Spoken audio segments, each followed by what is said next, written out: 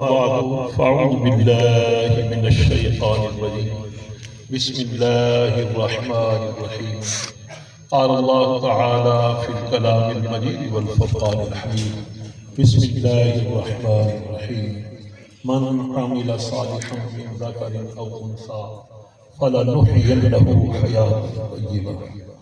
قال الله تعالى خصوصا في شان حبيبه صلى الله تعالى عليه وسلم مخبرا وآمرا إن الله وملائكته يصلون على النبي يا أيها الذين آمنوا صلوا عليه وسلموا تسليما. محمد صلى الله على سيدنا ومولانا محمد النبي الأمي الحبيب العالي القادر العظيم الجاه وعلى آله وصحبه وسلم صلاة وسلاما عليك سيدي يا رسول الله. الصلاة والسلام عليك يا رسول الله وعلى آلك وأصحابك سيدي يا حبيب الله. یہ محفل یہ بزم ہمارے مرحوم و مقبول دوست حاجی طالب حسین صاحب نورانی رحمہ اللہ علیہ ان کے احسان ثواب کے لیے منعقد پذیر اور بڑے جید علماء کرام استاذ العلماء حضرت قبلہ علامہ مولانا محمد اکرم صاحب سعیدی دم عالیہ مفتی سیف الرحمن صاحب اویسی دم عالیہ اور بھی کتنے علماء جلوگر ہیں، ان سب کی آمد ہمارے لیے باعث افتخار ہے کہ حکم مجھے ہوا تو میں جسارت کر رہا ہوں، اور شاید اس کا سبب یہ ہے کہ میرا تعلق حاجی صاحب رحمہ اللہ سے کم از کم بھی تو 42 سال سے تھا. تب ابھی برتن کی دکان بھی نہیں کھولی تھی انہوں نے، اور میں نے اپنا کاروبار شروع کیا تھا ریلوے روڈ پر. جب نورانی ڈرائی فروٹ ہے بھائی چھوٹے بیٹھتے تھے تو یہ چینی وغیرہ لیتے اور ایک دو دی آتے تھے. منظور احمد لاڈ صاحب ان کے چچا میرے اس وقت شراکت دار تھے، تو وہ وہاں بیٹھتے تو آئی صاحب کی بھی جوانی تھی بھائی، تو یہ آتے وہاں پھر ملاقات بھی ہوتی، چینی وغیرہ بھی ہم سے لے جاتے. پھر اللہ پاک نے مزید برکت دی، برتنوں کی دکان ہوئی. پھر اس 40 برس میں ہمارا تعلق بھی زیادہ مضبوط ہوتا ہے. یاد رکھیں کہ انسان یہ دیکھنے میں سننے میں آسان لگتا ہے کہ ہم یہ کہیں کہ وہ سچ بولتے تھے. میں نے ان کو دیکھا، اچھا میں خود ہوں، باقی ہمارے اکثر لوگ جن کو میں ملتا ہوں، جب وہ مشکل ہوتے ہیں تو آواز بہت اونچا ہو جاتا ہے. حاجی طالب حسین صاحب وہ تھے کبھی غصے میں بھی ہوتے تو آواز کا لہجہ دھیما رہتا تھا. یہ ان کا کمال تھا کہ بہت زیادہ شور کرنا اور وہ ان کی طبیعت میں نہیں تھا. غصے والی بات بھی نرم لہجے میں تھی. لہجہ ان کا جو تھا اس کا واجب بڑا نیچا تھا. کاروبار کے اندر اس دور میں جھوٹ سے بچنا یہ بہت بڑی نعمت ہے. یہ جتنے کاروباری بیٹھے ہیں، ہم بھی کاروبار کرتے ہیں، آپ اس کو اندازہ کریں. آئی صاحب کے بارے میں یہ پورے وقت کو یقین سے کہہ سکتا ہوں کہ ان کو جھوٹ سے نفرت ہے. جھوٹ بولنے سے، جھوٹ سننے سے، اور دوستوں میں بھی اگر کوئی جھوٹی بات کہہ دیتا تو ان کے دل میں بڑی کسک رہتی تھی. اور پھر اللہ پاک نے ان کو نماز روزے کا ایسا پابند کیا کہ مسجد شریف یہاں اتفاق سے پھر ادارہ یہاں بن گیا. 1984-85 میں جامعہ فیض رضا. یہ مسجد شریف چھوٹی مسجد تھی. ماسٹر محمد اکرم صاحب اللہ پاک ان کے درجات بلند کرے، بڑے مخلص تھے ادارے سے بھی سنت سے بھی. تو وہ اس وقت یہ مسجد کا انتظام سلام سنبھالتے تھے. پھر حاجی صاحب آ گئے، ماں صاحب کا انتقال ہوا تو حاجی صاحب نے پھر اس مسجد کو مزید جگہ لے کر عظیم الشان تعمیر کی. اور اب یہ بڑی خوبصورت مسجد ہے، اور اس مسجد کے تعمیر میں ان کے صاحبزادوں کا بھی بڑا ہاتھ ہے. اور بھائی اہل صاحب سب بیٹے ان کے بڑے لائق فائق اور سب کے سب صالح ہیں. اللہ پاک ان کو نیک رکھے اور اس نیکی میں مزید اضافہ فرمائے. بھائی جنید صاحب تو اب ہمارے ملک کے سب سے بڑے کہنے ثاقب رضا مصطفی صاحب بڑی خوب گفتگو کرتے ہیں. ان کی تقریریں ہمیں سننی چاہیے. وہ ایسا خطاب کرتے ہیں کہ مجھ جیسا گناہگار بھی اس سے توبہ کرنے پر مائل ہوتا ہے. تو یہ اب مستقل ان سے وابستہ ہوئے ہیں. تو یاد رکھیں یہ جو خیر کے کام ہے نا، یہ ہمیشہ انسان کو زندہ رہتے ہیں. سبحان اللہ کے قرآن نے بھی یہ کہا کہ جو کوئی بھی عمل اچھا کرے، مرد ہو یا عورت، شرط یہ ہے کہ مومن مسلمان ہے۔ اگر ایمان نہیں ہے، اور یہ بھی یاد رکھیں ایمان کیا ہے؟ ایمان نام ہے اللہ اور اللہ کے رسول جل وعلا صلی اللہ علیہ وسلم کی وحدانیت اور رسالت کو ان کی شان کے مطابق ماننا اور ان سے شدید محبت کرنا۔ سبحان اللہ۔ اور یاد رکھیں جو سچا آدمی ہوتا ہے نا اس میں کچھ شدت ہوتی ہے، اس لیے کہ اللہ اور اللہ کے رسول کی محبت قرآن نے کہا اشد محبت اللہ، شدید ہونی چاہیے۔ مفتی اکمل صاحب کے بارے میں مجھے کئی دوستوں سے یہ کہ جی بہت سخت ہے، میں نے کہا وہ سخت نہیں ہے، شریعت کا مسئلہ بیان کرتے ہیں اور مسئلہ تو ظاہر ہے اس پر عمل سختی سے ہوگا، شدت سے ہی عمل ہوگا۔ اسلام کا جو بھی کام ہے نماز ہے تو اس پر شدت سے عمل کرنا ہوگا، اگر آپ تھوڑا سی بھی کریں گے تو نماز قضا ہو جائے گی۔ تو یاد رکھیں یہ شدت نیکی پر ہونی چاہیے، شدت کا تعلق نماز سے ہو، شدت کا تعلق روزے سے ہو، شدت کا تعلق خیر کے کاموں میں ہو، شر سے نہ ہو۔ شر میں شدت حرام ہے اور خیر میں شدت میں بلائی ہی بلائی ہے۔ تو یاد رکھیں رب نے یہی فرمایا کہ جو بھی عمل کرے شرط یہ ہے کہ مومن مسلمان ہو، اور یاد رکھیں ایمان کے بغیر عمل کی کوئی حیثیت نہیں ہے، ایمان اس کی بنیاد ہے، عمل کے وزن کا تعلق ایمان سے ہے۔ ایمان کیا ہے؟ سادہ لفظوں میں مختصر طرح کا تو ایمان نام ہے محبت رسول صلی اللہ علیہ وسلم۔ آپ دیکھیں عبداللہ ابن ابی نماز پڑھتا تھا، پڑھتا بھی حضور کے پیچھے تھا، پڑھتا بھی مسجد نبوی شریف میں تھا، یقیناً سردیوں میں بھی فجر پر اٹھ کر آتا ہوگا، ٹھنڈے پانی سے وضو بھی کرتا ہوگا، روزے بھی رکھتا تھا، اور مفسرین نے لکھا زکوٰۃ بھی دیتا تھا، اپنی بکریوں اور بھیڑوں کی زکوٰۃ بھی دیتا تھا۔ اور وہ منافق جو تھے غزوہ تبوک تک جہاد میں شامل ہوتے رہے، پھر ان کی کلی کھلی، رسول اللہ صلی اللہ علیہ وسلم نے ان کو مسجد سے نکالا، یہ جہاد بھی کرتے رہے، نماز بھی پڑھتے تھے، روزے بھی رکھتے تھے، زکاتیں بھی دیتے رہے، لیکن ان کو فائدہ نہیں ہوگا۔ فائدہ کیوں نہیں ہوگا؟ دل محبت رسول سے، یہی کو کلمہ پڑھتے تھے۔ قرآن نے کہا کہ یہ اے محبوب تیری بارگاہ میں آتے ہیں اور آ کر کہتے ہیں کہ بے شک ہم گواہی دیتے ہیں ہم اللہ کے سچے رسول ہیں، اور ظاہر ہے ہم اللہ کے سچے رسول ہیں، لیکن فرمایا منافق جھوٹے ہیں، اس لیے کہ زبان سے تو کہہ رہے ہیں لیکن ان کے دل میں آپ کی محبت ہے۔ یاد رکھیے عزت رسول پر مر مٹنا اس کا نام ایمان ہے، اور قیامت کے دن وزن اس سے ہوگا۔ کوئی لاکھ اب غیر مسلم ہیں، بڑے بڑے خیر کے کام کرتے ہیں، اس کے بارے میں ہے کہ اس نے یہ جو ویکسین بنی کرونا کی مفت تقسیم کروائی، لیکن ان کو دنیا میں تو واہ واہ ملے گی، آخرت میں کوئی فائدہ نہیں۔ آخرت کا تعلق قبر و حشر کا تعلق ایمان سے، کیوں؟ نیکی جو ہے اس کا تعلق ثواب کا ہے، اور ثواب کا آخرت سے تعلق ہے، اور اس سارے تعلق کا تعلق ایمان سے۔ تو قرآن نے کہا نیک عمل کرے، شرط یہ ہے کہ مومن مسلمان ہے، اس کو جو حیات جاویدانی ملنی ہے، موت بھی اس کو نہیں مارے گی، مرنے کے بعد بھی ہمیشہ زندہ رہے گا۔ شرط یہ ہے کہ نیکی کرنے والا مومن مسلمان ہو۔ اور حاجی طالب حسین صاحب ہم سب گواہی دیتے ہیں کہ فی الواقعی سچے مسلمان، رسول اللہ صلی اللہ علیہ وسلم سے محبت کرنے والے، نماز پڑھنا۔ اب آپ دیکھیں میں نماز پڑھوں، مسجد مدرسوں کا مطمئن بھی ہوں، لیکن کبھی میں نے مسجد کا جھاڑو نہیں لگایا۔ اور اگر کوئی شاید مجھے کہہ دے طالب علم کہ جناب آج جھاڑو آپ لگائیں تو میرا مزاج بھی بگڑ جائے، لیکن آپ دیکھیں مسجد بنائی، مسجد کو آباد رکھا، اور مسجد کے امام سے پہلے دروازہ مسجد کا کھولتے، مسجد میں آ کر ساری مسجد میں جھاڑو لگاتے، پھر تہجد کی نماز پڑھتے۔ یہ ذرا ہم اپنے گریبانوں میں جھانکیں اور دیکھیں، بظاہر یہ کوئی کام نہیں، لیکن اس میں کتنی مشکل ہے، کبھی عمل کر کے دیکھیں۔ اور انہوں نے اس کو زندگی میں بہت آسان بنا دیا۔ پھر اللہ پاک نے ان کو بیماری دی تو بیماری پر پھر ایسی صبر اور استقامت دے دی کہ خود ڈاکٹروں کو بھی حیرانی ہوتی تھی۔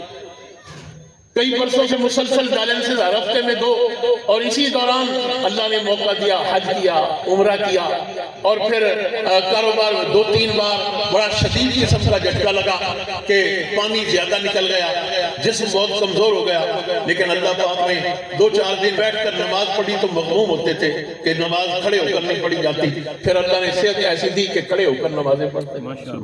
آپ دیکھیں کہ بیماری پر بھی اس لیے پریشان ہونا کہ یار کھڑے ہو کر نماز نہیں پڑھی جاتی، یہ کتنی خیر کی بات ہے۔ اور یہ وہ کام ہے جو اگر ہم بھی کرنے لگ جائیں تو اللہ کو راضی کر جائیں۔ سبحان یہ عالم دین تو نہیں تھے، اور ہم یہ بھی نہیں کہتے کوئی بڑے ولی کامل تھے، لیکن جو نیک لوگوں میں صفات ہوتی ہیں وہ ان میں موجود تھی۔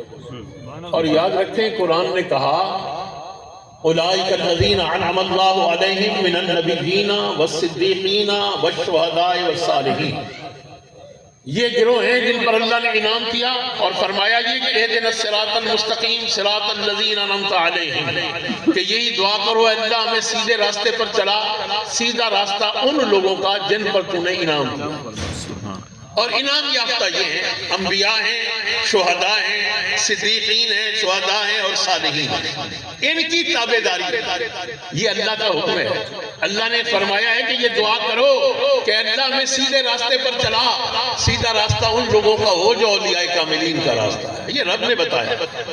اور پھر رب نے کہا وَحَسُنَ أُولَٰئِكَ رَفِيقًا، ان کا ساتھ کتنا اچھا ہے، اور پھر جو ان کے ساتھ رہا وہ انہی کے ساتھ رہے گا۔ تو حاجی طالب حسین صاحب ہمیشہ صالحین کے ساتھ رہے، علماء سے دوستی رکھی اور ان کی ہی دعوتیں کرتے رہے، اور جتنے بھی یہاں اساتذہ آئے، آئمہ آئے، وہ آپ کو اس بات کی تصدیق کریں گے کہ ان کے گھر کا دسترخوان بھی وسیع تھا۔ مہمان آ گئے، قاری صاحب نے پیغام بھیج دیا، استاد صاحب نے مہمان آئے تو کھانا آ گیا، مہمان آئے۔ یہ اتنا مشکل کام ہے، کبھی ہم اپنے گھر میں کریں ہمیں سمجھ لگ جائے۔ آپ ایک دن مہمان آئے، آپ کھانا پکائیں، دوسرے دن تیسرے دن، میں اپنی بات کر رہا ہوں، تو ہمارے گھروں میں اچھا خاصا مسئلہ پیدا ہو جائے۔ شکر اللہ پاک کا کہ ہمارے گھر میں بھی دسترخوان میں اللہ نے وسعت رکھی۔ یہ ایسی خواتین کا ہونا، ان کی اہلیہ، یہ بھی بہت بابرکت ہے کہ بغیر چہرے پر کوئی تیوری ڈالے ہوئے کھانا بھیج دینا، پھر چائے بھیج دینی، جناب انڈے ابال کر دے دینے، یہ اتنا بڑا کام ہے۔ بظاہر یہ سننے میں چھوٹا لگتا ہے، کبھی آپ اپنے گھر میں اس پر عمل کر کے دیکھیں تو آپ کو اندازہ ہو یہ کام کتنا مشکل ہے۔ اور یہ سارے کام وہ اتنی آسانی سے کرتے رہے، یوں لگتا تھا جیسے یہ کوئی کام ہی نہیں ہے۔ اور پھر تہجد کے لیے اٹھنا ہم نہیں کر سکے، ہماری یہ میں اپنی بات کر رہا ہوں، یہ عمر بھائی صاحب نے تہجد کے لیے اٹھنا، مسجد کو خود کھولنا اور پہلے جھاڑو لگانا، اس کو صاف ستھرا کرنا، پھر امام صاحب نے اللہ پاک ان کے ان کاموں کو قبول فرمائے۔ ان میں ہر کام ایسا ہے جو انسان کی نجات کے لیے کافی ہے۔ اور پھر مسجد شریف بنائی، اور یہ تو آپ احادیث علماء سے سنتے رہتے ہیں، حدیث مبارکہ کہ جس نے اللہ کا گھر بنایا زمین پر، اللہ اس کا گھر جنت میں بنائے۔ پھر کتنے طلباء یہاں سے حفظ کر گئے، کتنے ناظرہ پڑھ گئے، سینکڑوں کی تعداد میں، وہ سارے تلاوتیں کریں گے تو اللہ اس کا اجر حاجی صاحب کو بھی عطا فرمائے۔ بے شک، یوں کہیں کہ اپنی قبر کے لیے وہ بہت سا اہتمام خود بھی کر گئے۔ سبحان اللہ، یہ اگر سارا نہ بھی ہو تو ان کو اللہ پاک اجر عطا فرمائے گا۔ بے شک۔ اللہ کے محبوب فرماتے ہیں صلی اللہ علیہ وسلم، مرنے والا مر جاتا ہے، تین چیزیں اس کی باقی رہتی ہیں۔ کون سی تین چیزیں؟ فرمایا ایک اس کا نفع بخش علم، اساتذہ علماء تشریف فرما ہے، لوگوں کو خیر کی تلقین کی، اور یہ بھی حصہ بھی ان کو ملا کہ انہوں نے اپنی اولاد کی اچھی تربیت کی اور ان کو نمازی بنایا۔ یاد رکھیں نمازی بننے میں ماں باپ کی تربیت کا اثر ہوتا ہے، گھر کے اثرات ہوتے ہیں۔ اور دوسری جو نفع بخش علم، استاد نے اساتذہ تشریف فرمائے، 2 4 10 20 50 بچے پڑھ گئے، 2 سپاروں کی روز تلاوت کرتے ہیں، اللہ ان 150 کو 2 پاروں کا ثواب دے گا، اور جو اساتذہ پڑھا کر قبروں میں چلے گئے ہیں وہ 150 جتنے پڑھیں گے اللہ ان کے برابر ان کو قبروں میں اجر عطا۔ سبحان اللہ۔ لیکن شرط یہ ہے کہ پڑھانے والا پڑھائے اللہ اور اللہ کے رسول صلی اللہ علیہ وسلم کی رضا کے لیے، یہ لازمی اخلاص ہو، اللہ اس میں اجر عطا۔ دوسری چیز فرمایا کہ صدقہ جاریہ، یہ دیکھیں تو یہ بھی مسجد شریف بھی بنا گئے، کتنے لوگوں کو، تو میں خود بھی اس کا شاہد ہوں کہ کبھی کسی کے لیے بچی کے لیے ہم نے کہا جہیز کا سامان لینا ہے تو بہت سا سامان اپنی طرف سے ڈالا، کوئی اور غریب آدمی آیا اس نے سامان لیا، اس کو 5 10 20 برتن اپنی طرف سے ڈال دیا۔ یہ وہ صدقہ جاریہ ہے، مسجد بن گئی، جب تک نمازی نماز پڑھیں گے وہ قبر میں پہنچ گئے، اللہ اس کا اجر انہیں عطا فرماتا ہے۔ بے شک۔ تیسری چیز حضور نے فرمایا او ولد صالح، نیک اولاد بھی صدقہ جاریہ۔ صاحبزادگان نماز پڑھیں، قرآن کی تلاوت کریں، ان کو تو اس کا اجر ہوگا، ماں باپ کو بھی اللہ اجر عطا فرمائے گا۔ حضور نے فرمایا کہ اولاد نیکی کرے ماں باپ کے لیے صدقہ جاریہ ہے، لیکن کون سی اولاد؟ حضور نے قید لگائی، اللہ کے حبیب نے فرمایا صلی اللہ علیہ وسلم او ولد صالح، نیک اولاد صدقہ جاریہ ہے۔ کون سی نیک اولاد؟ یدعو لہ، جو ان کے لیے دعا بھی مانگتی ہے۔ سبحان اللہ، یہ بھی کوئی اولاد ہے جس کو نہیں کوئی دعا نہیں ہوتی۔ مجھے اس کا بڑی دفعہ اتفاق ہوا، ایک دفعہ چودھری یار نوری صاحب سے کسی نے کہا، اب بھی وہ موجود ہے، ایک خاتون کا حادثے میں انتقال ہوا، بالخصوص کہا کہ سیال صاحب سے بھی کہیں، میں بھی چلا گیا، جب دعا مانگی تو بعد میں مجھے بتایا گیا کہ اس کا شوہر اور بیٹا دعا نہیں مانگ رہا۔ یہ بد نصیب سمجھتے ہیں ہم دین کی خدمت کر رہے ہیں، ہم دین پر عمل کر رہے ہیں، اور رسول اللہ فرماتے ہیں نیکی بھی اس کی فائدہ دے گی جو ماں باپ کے لیے دعا بھی مانگتا ہو۔ اور اللہ کے حبیب کیا فرماتے ہیں؟ دعا کا کوئی فائدہ نہیں ہے، دعا بے مقصد ہے۔ حضور فرماتے ہیں صلی اللہ علیہ وسلم، مفہومی معنی عرض کر دوں، فرمایا جیسے ہی کوئی مرتا ہے، مراد مومن مسلمان ہے، قبر میں پہنچتا ہے، ایسے ہو جاتا ہے جیسے پانی میں ڈوبنے والا، جیسے پانی میں ڈوبنے والے کو انتظار ہے بچ جاؤں، بچا لیا جاؤں، اردو کا محاورہ ہے پانی میں ڈوبتے کو تنکے کا سارا۔ یہ جو مرنے والا ہے، حضور فرماتے ہیں انتظر ہو، یہ بھی منتظر ہو جاتا ہے مرتے ساتھ ہی، قبر میں پہنچا اور انتظار ہو گئی شروع، کس بات کا منتظر ہے؟ حضور نے مثال دے کر فرمایا جیسے ڈوبنے والا چاہتا ہے، ہاتھ پاؤں مارتا ہے، جھاڑی کو کنارہ ہاتھ لگے بچ جاؤں، شور کرتا ہے جلدی سے کوئی مجھے بچائے، بچنے اور بچائے جانے کا جیسے فوراً منتظر ہو جاتا ہے۔ ڈوبنے والا یہ نہیں کہتا کہ گھنٹے بعد میں چلو، گھنٹے میں نہیں، جیسے ہی ڈوبنے لگتا ہے فوراً شور کرتا ہے، فوراً ہاتھ پاؤں مارتا ہے۔ فرمایا ایسے ہی جیسے قبر میں مومن مسلمان پہنچتا ہے فوراً انتظار کرتا ہے، کس بات کا؟ حضور نے فرمایا دعاؤں کا منتظر ہو جاتا ہے۔ کون دعا مانگے؟ کبھی حدیث پاک ہے، ابا زندہ ہے مانگے، ماں مانگے، بہن مانگے، بھائی مانگے، فرماؤ صدیق دوست احباب مانگے، اولاد کا تو علیحدہ سے ذکر بھی ہو گیا۔ فرمایا جو بھی اس کے لیے دعا مانگے، مرنے والا دعاؤں کا منتظر رہتا ہے، دعا پہنچتی ہے، فائدہ ملتا ہے۔ حضور فرماتے ہیں صلی اللہ علیہ وسلم جب کوئی دعا اسے پہنچتی ہے کتنا فائدہ ملتا ہے۔ حضور نے مثال دی، میں اس کا مفہومی معنی کر رہا ہوں کہ اگر مرنے والا زندہ ہوتا، فرمایا پوری دنیا وما فیہا، جو کچھ دنیا میں ہے، مفہومی معنی لے لیتے ہیں کہ روئے زمین کی حکومت مل جاتی، سارے خزانے مال اس کا ہوتا، کتنا خوش ہو جائے۔ کوئی بھی شخص جس کو دنیا کا مال و متاع اور حکومت مل جائے، پوری دنیا کا اکیلا حکمران ہو، ایک ہی بادشاہ بن جائے۔ اللہ کے حبیب فرماتے ہیں مرنے والے کو جب تمہاری دعا پہنچتی ہے نا، زندگی میں حکومت روئے زمین کی کر جاتا، خزانے اسی کے ہوتے، پھر بھی وہ خوشی نہ ملتی جو اللہ قبر میں تمہاری دعا پر ہے۔ سبحان اللہ، دعا اتنی بڑی نعمت ہے۔ تو یہ دعا کی تقریب ہے، مقصود ہمارا یہ ہے، یاد رکھیں نیک آدمی ہم اللہ کی بارگاہ سے یہ امید اور توقع کرتے ہیں کہ حاجی صاحب کو جنت کا باغیچہ بنا دیا گیا ہوگا قبر میں، لیکن دعائیں جو ہیں نیک بندے کے لیے کریں تو اللہ درجات بلند کر دیتا ہے، اور گناہ گار کے لیے کریں تو اللہ اس کے گناہ معاف فرما دیتا ہے۔ حاجی صاحب کے کسی گناہ پر ہم میں سے کوئی گواہ نہیں، لیکن اللہ غیب کے جاننے والا ہے، ان سے بحیثیت انسان انہیں کہ جو چھوٹے بڑے سیئات سرزد ہوئیں اللہ انہیں معاف کرے، اور ان کی حسنات جس پر ہم سب گواہ ہیں، میں نے اس میں سے کچھ ذکر کی، اس سے کہیں زیادہ اللہ نے ان میں خیر رکھی۔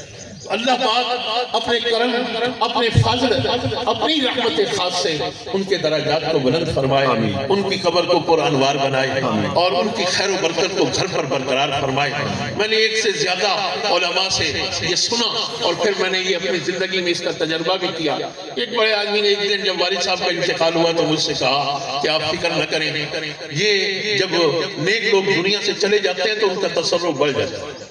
آپ سمجھ رہے ہوں گے ادارے کیسے چلیں گے، پہلے سے بھی زیادہ آسانی ہو جائے گی آپ کو۔ جب انسان زندہ ہوتا ہے، اور مفتی ابراہیم قادری صاحب نے بھی ایک دن بڑا خوبصورت خطاب کیا، اس کی روح، اس کی پرواز بہت ہے، وہ ایک پنجرے میں قید ہے، یہ جسم کے اندر اس کی پرواز، جب یہ پرواز کرتی ہے تو جب نیک آدمی کی روح نکلتی ہے تو اللہ اس کی پرواز کو اور زیادہ کرتا ہے۔ بعض ہے وہ ایک پنجرے میں قید ہے، وہ اڑے گا، چھت سے لگے گا، گر جائے گا، کوئی کہے اس کو اڑنا نہیں آتا، وہ کہے گا یہ پنجرہ ہٹاؤ پھر اس کا اڑنا دے۔